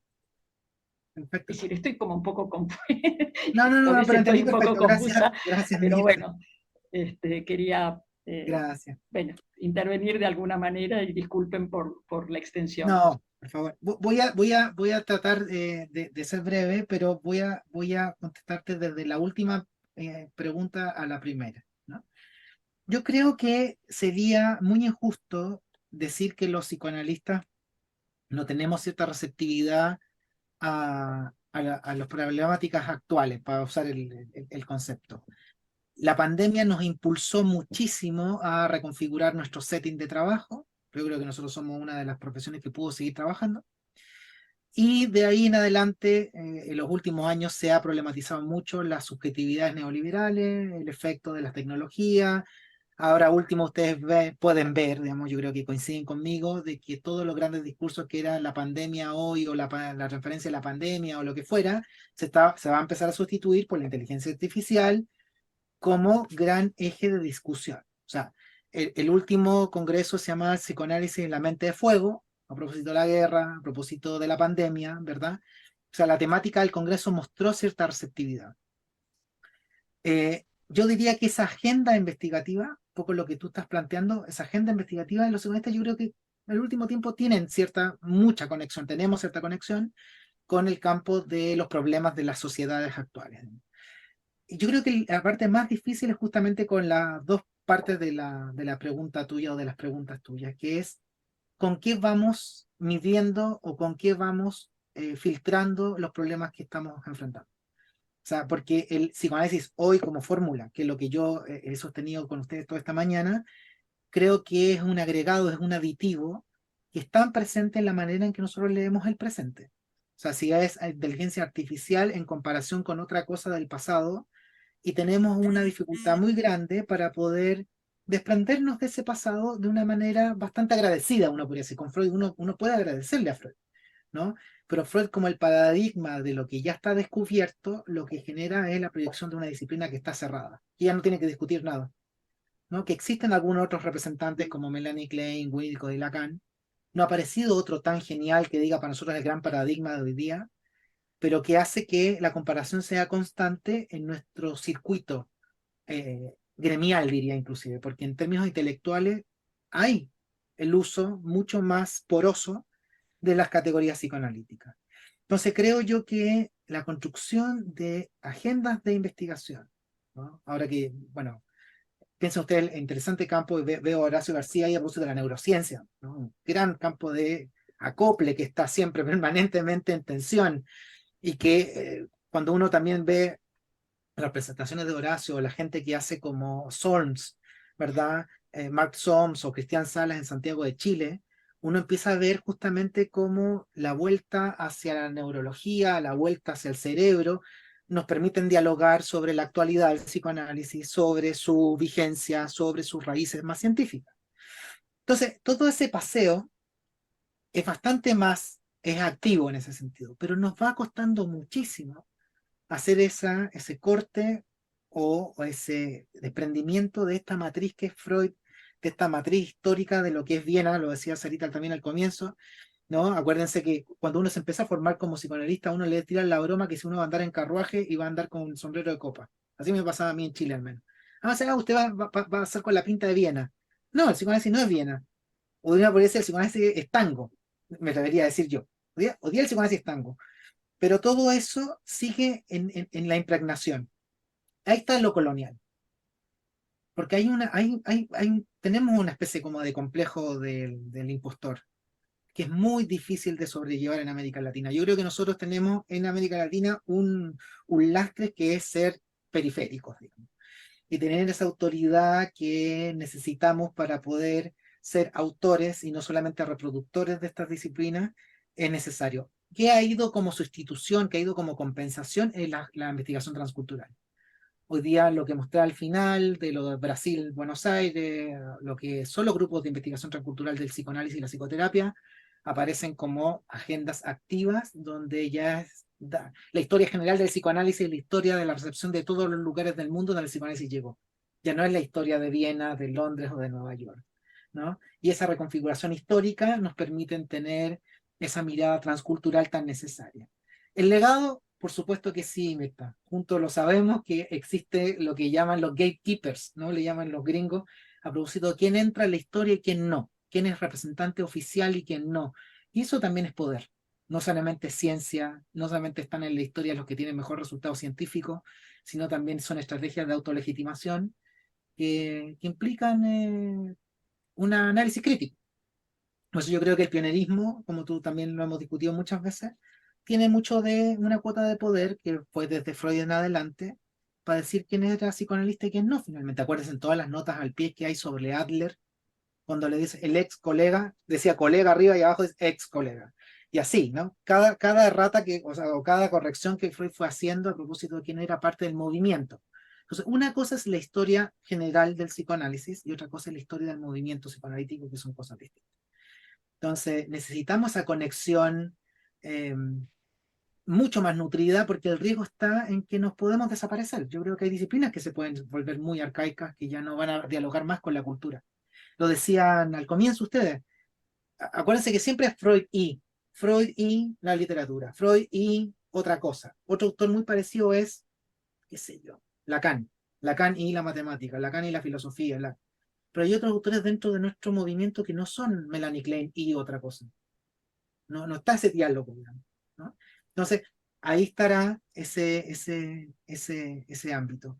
Y todos nosotros somos una sociedad de terapeutas, ¿no? En su mayoría. Y la práctica terapéutica es un costado de lo que yo estoy planteando, ¿no? El psicoanálisis es superado por mucho de la práctica terapéutica. Entonces, yo te diría, concuerdo contigo en esas observaciones y me parece que la postura sobre decolonializar con el transculturalismo, buscar en el presente, desatendiéndonos de este hoy necesario como muletilla para poder estar tranquilos, digamos, y generar los circuitos de poder que pueden deconstruirse, nos van a dar un futuro científico, ¿no? Promisorio. Gracias, Mariano. Gracias, Mariano. Elsa.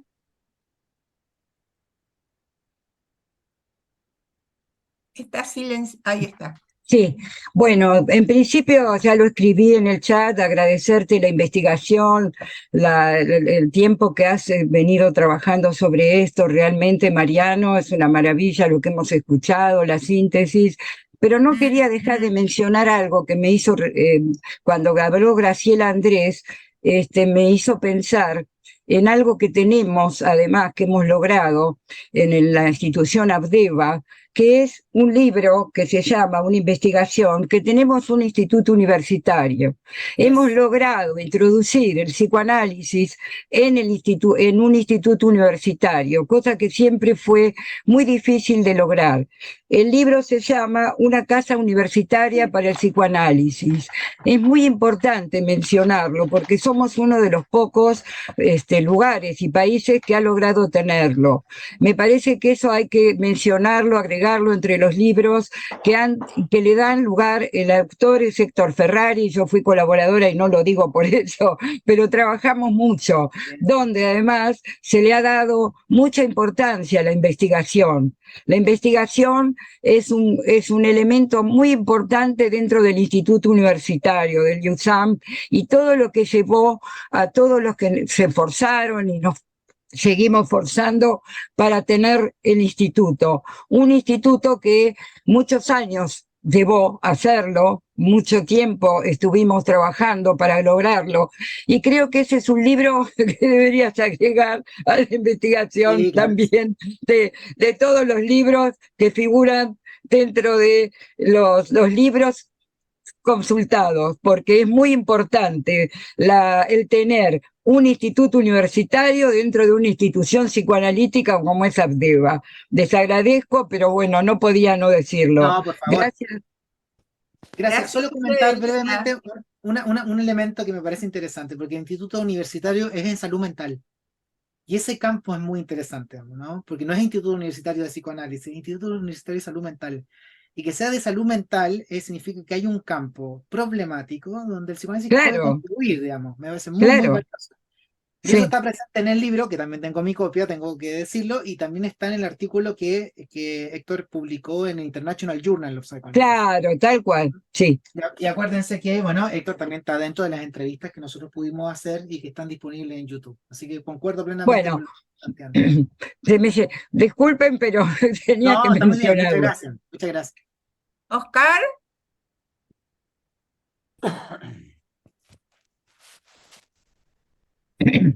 Bueno, muchas gracias.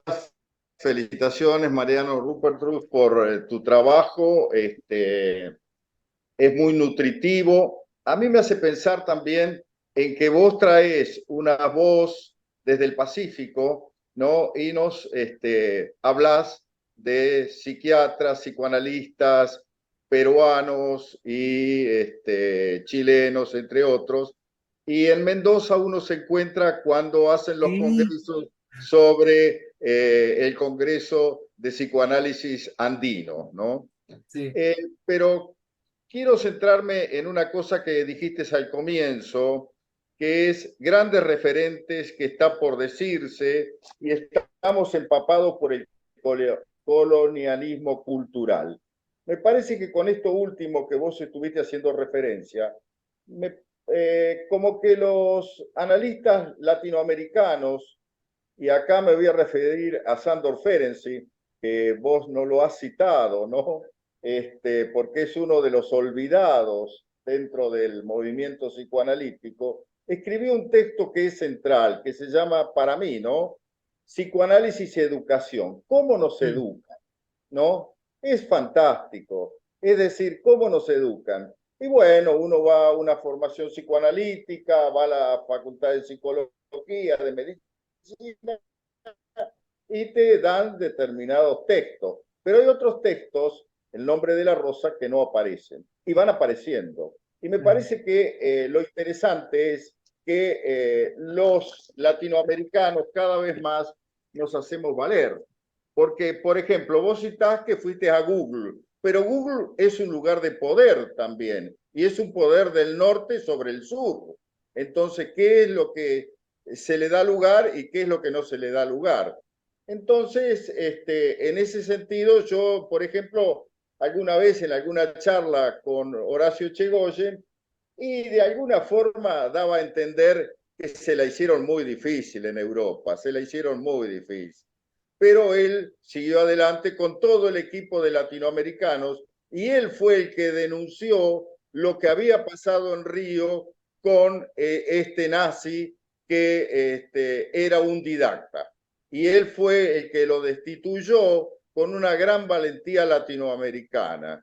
Entonces, me parece que los latinoamericanos, más allá si nos reconocen o no en el norte, nosotros estamos diciendo cosas muy interesantes y que me parece que tenemos mucha vida como psicoanalistas. Muchas gracias. No, gracias, Oscar.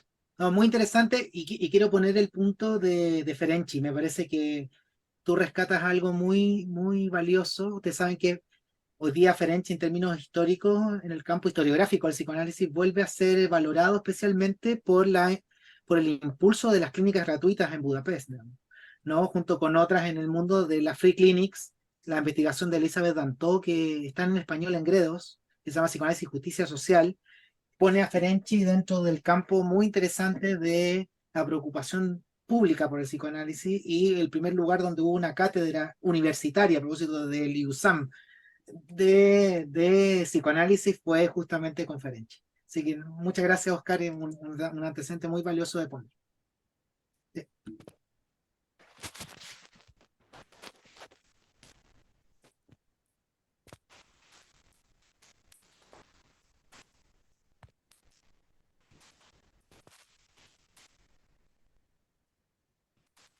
con A referencia propósito a de la unión entre psicoanálisis, neurociencia, arte y literatura, hay otro libro muy interesante sobre la Viena de principios de siglo, que es La era del Insight de Candel, De Candel. que describe todo el panorama, el especial panorama cultural que había en la Viena de principios de siglo, y cómo las distintas artes interactuaban con el psicoanálisis, ¿no? Claro que sí. Hay un tercer libro que me gustaría recomendarles, yo creo que lo conocen, que es un libro de Carl Schurz, que se llama La Viena del fin de siglo, que es un libro que se publicó a finales de los 70, pero que recién se publicó en español en el 2011, no en el siglo XXI. Y tiene un capítulo dedicado a Mahler, y tiene un capítulo dedicado a Klim, y tiene otro, por supuesto, dedicado a Freud. Y cuando lo que hace Schurz con el capítulo de Freud es analizar los sueños de Freud, donde la vida de Viena, la vida política, aparece en los sueños. Y a propósito de la teoría del resto diurno, o sea, si aparece que, qué sé yo, el emperador dice tal cosa, después Freud sueña sobre eso en relación con su padre. Sin embargo, la teoría del resto diurno, en ese libro de Carl Schurz, ha sido un gran estímulo para que muchos psicoanalistas, por ejemplo, en pandemia o en derechos humanos, en el caso chileno, vean cómo la vida política se ha metido en la vida onírica, ¿no? O sea, ese caso freudiano, ese caso de Schurz, justamente es un modelo metodológico y que vuelve a ser valorado como la teoría de la formación del sueño, ¿no? Entonces, Candel, Schurz, un poco el libro sobre Dora, pone claro a Viena como un escenario que puede ser replicado en otras partes del mundo porque tenemos las mismas herramientas metodológicas para reproducirlo en términos científicos.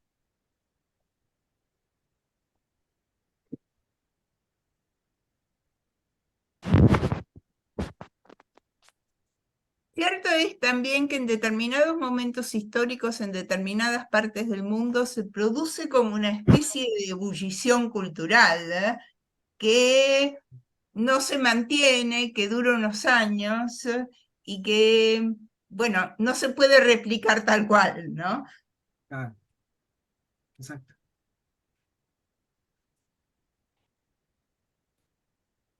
¿Puedo decir algo más si no va a hablar nadie? Oscar, con mucho gusto. Bueno, por ejemplo, Mariano, vos hablabas del diálogo también con otras ciencias y cómo hay cuestiones que Freud planteó, bueno, con sus grandes conocimientos de ese momento, pero la antropología trajo ahora otros conocimientos, por ejemplo, también cómo están viniendo desde el campo de la filosofía los temas de las plantas y los animales, la inteligencia de los animales y de las plantas. Y bueno, en este momento uno de mis referentes es Ferenczi, donde en Talasa, ahí él habla de todo eso, ¿no? De las plantas, de los vegetales, de los animales, de la inteligencia. Y acá en Abdeva, por ejemplo, no se lo estudia a un gran psicoanalista, Terencio Gioia, que escribió Psicoanálisis y Etología, ¿no? Claro. Y bueno, él ahí hacía un diálogo, ¿no? Con el tema de la pulsión de vida y la pulsión de muerte. Y bueno, y de pronto en los anaqueles de lo que se estudia no aparecen. Sí. Y cuando uno lo lee, dice, ah, la pucha, las cosas que decía este hombre. Y hace poco, un gran colega de Abdeva me decía, claro, uno de los diálogos fuertes que él tuvo fue con Horacio Echegósien sobre la pulsión de vida y la pulsión de muerte. Es decir, y cómo desde la biología y también Ferenczi al principio aceptó el tema de la pulsión de muerte, pero dijo que no, que es parte de la vida, ¿no? Entonces, bueno, interesante todo esto. Muy interesante. Gracias. Sí, Oscar, estamos buscando armar un Ateneo sobre Gioia y su obra, pero no estamos justamente por lo mismo que vos decís, encontrando quien conozca bien la obra, como para poder armar el Ateneo. Así que si tienen sugerencias de quién podría hablar sobre Gioia, bienvenidas son. Por otro lado, en el chat, Mariano, Silvia Caligiuri pregunta que por favor le escribas el nombre del autor del último libro que citaste. De Carl Schurz, sí. Sí, pero que se lo escribas porque le cuesta entenderlo. Ahí está. Quería decir un punto que no tiene tanto que ver con la ponderación en sí misma de autores dentro del campo psicoanalítico, a propósito de lo que está planteando Oscar Conferenci, que me parece, bueno, un autor como varios otros, más olvidado, poco leído. Yo lo rescaté a propósito de sus diálogos con la higiene mental, que ha sido uno de los temas que yo he investigado mucho.